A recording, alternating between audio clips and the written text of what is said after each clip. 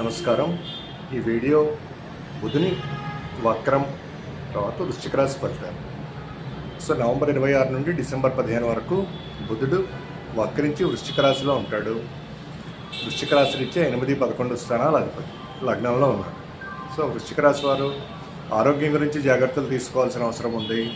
తర్వాత స్నేహితులతోనూ తల్లితర బంధువులతోనూ కొద్దిగా సంబంధాలు జాగ్రత్తగా చూసుకొని పరిశీలించుకుని స్నేహితుల్లో కానీ వారితో కానీ ఎవరైనా ఏది మంచిది ఏది చెడ్డది అని నిర్ణయించుకోవాల్సిన పరిస్థితి ఏర్పడుతుంది.